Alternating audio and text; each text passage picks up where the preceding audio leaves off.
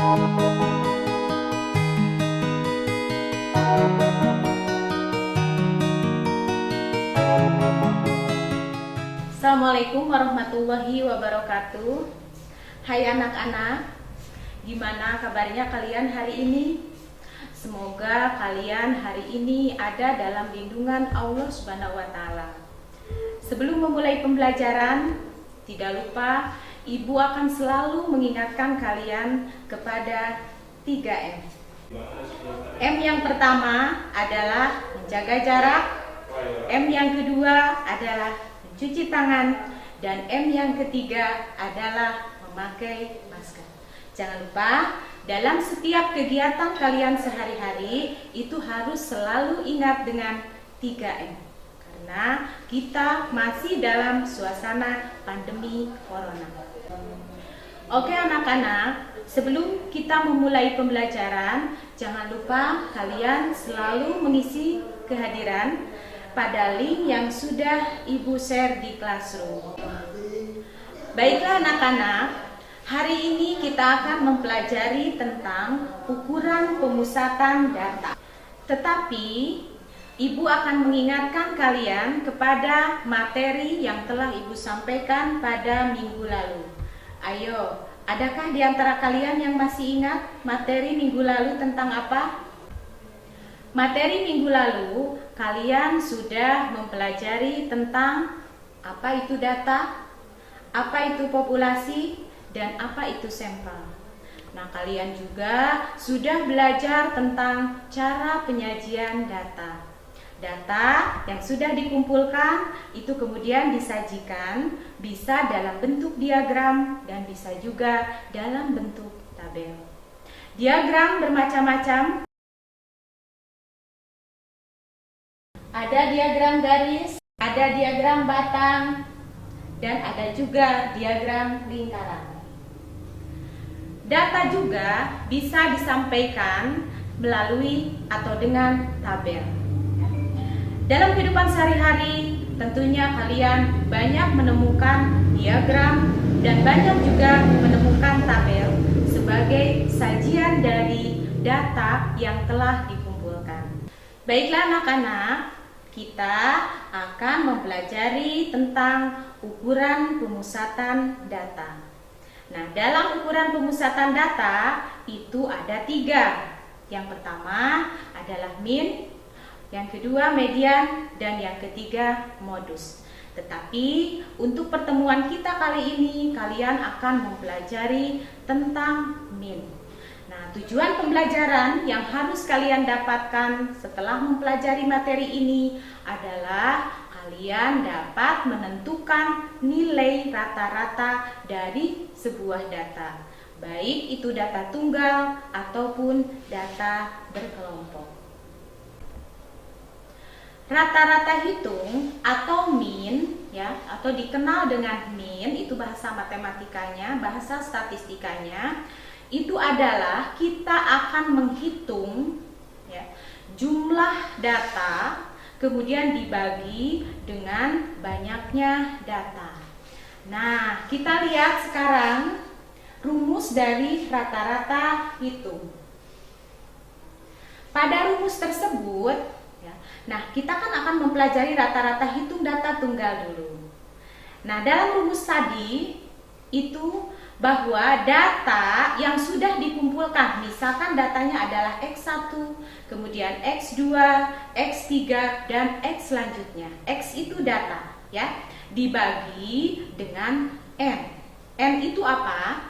N itu adalah banyaknya data. Nah, kalian juga harus mengerti dengan pada rumus tadi bahwa ada di situ ada X, kemudian di atasnya ada strip. Itu namanya adalah X bar, ya. Jadi kalian menyebutnya itu dengan X bar, artinya rata-rata. Nah, ingat jumlah dari semua data dibagi dengan banyaknya data. Itu untuk data tunggal. Nah, misalkan ini ada contoh, ya. Contoh perhitungan nilai rata-rata data tunggal, ya. hitung rataan atau min dari data 6, 5, 9, 7, 8, 8, 7, 6. Ya. Nah, bagaimana cara menghitungnya? Nah, kita ingat tadi rumusnya bahwa untuk menghitung rata-rata pada data tunggal adalah dengan menjumlahkan semua data dibagi banyaknya data. Nah, kita lihat pada contoh ini adalah jumlah datanya ada 8, ya. Nah, kemudian 5, 6, ya, 7, 8, dan 9 itu kalian jumlahkan. Dan jangan lupa itu kalian harus mengurutkan terlebih dahulu data yang terkecil sampai data yang terbesar. Ya, jadi kalau di contoh soal itu kan datanya acak. Nah, jadi langkahnya kalian harus diurutkan terlebih dahulu datanya, kemudian jumlahkan, setelah itu baru dibagi dengan banyaknya data. Maka itu adalah nilai rata-rata dari sebuah data tunggal. Nah, sekarang kalian coba lihat atau kalian amati dengan contoh 2.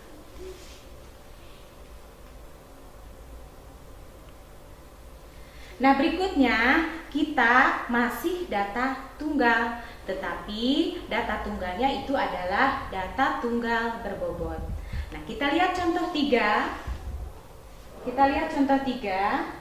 Nah, di sini ada 40 siswa yang mengikuti ulangan matematika, maka didapat data sebagai berikut.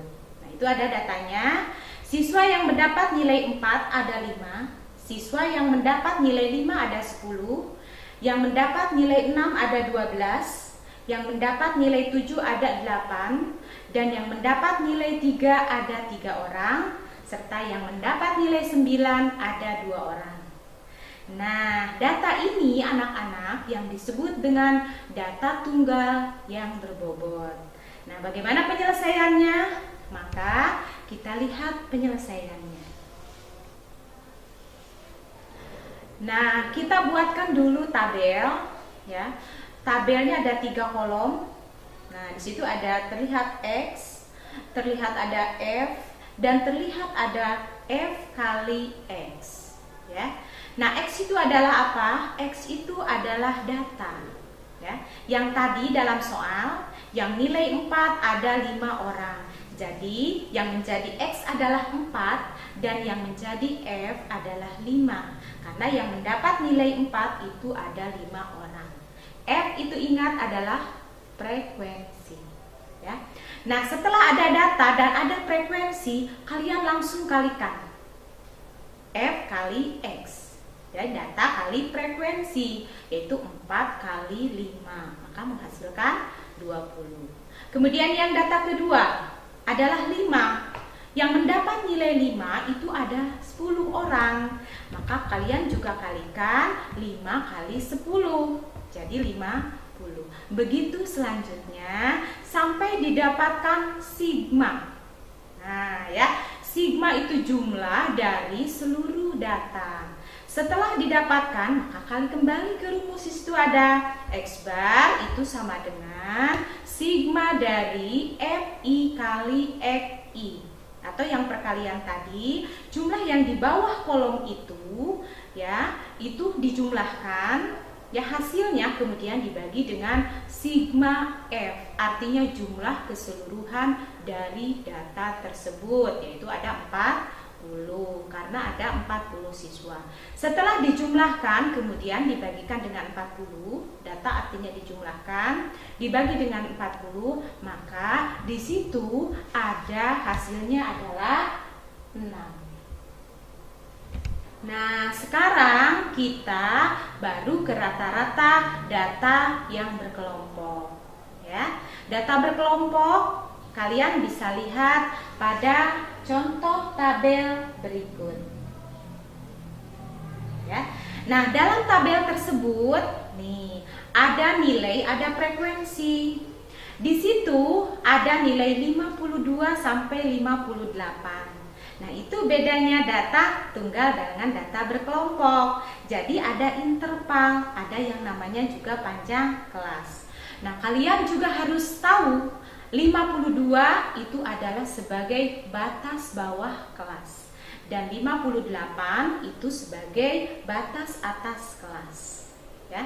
Nah, 52 ke 58 itu panjang kelas.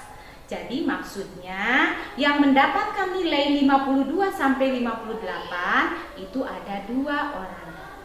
Nah, kemudian kelas yang kedua itu ada 59 sampai 65 itu ada 6 orang. Dan begitu selanjutnya sehingga jumlah siswa yang akan dijadikan rata-rata pada data tersebut adalah ada 50 orang.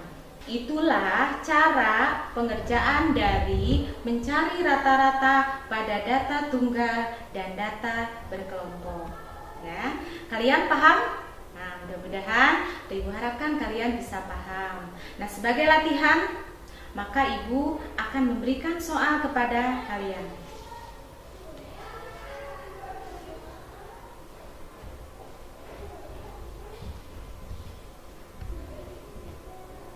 Nah, silahkan soal kalian isi, kemudian jawabannya jangan lupa seperti biasa kalian share di Classroom sebagai bahan penilaian untuk pertemuan kali ini.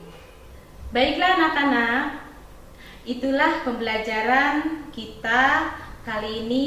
Mudah-mudahan bermanfaat buat kalian dan bisa dipahami oleh kalian.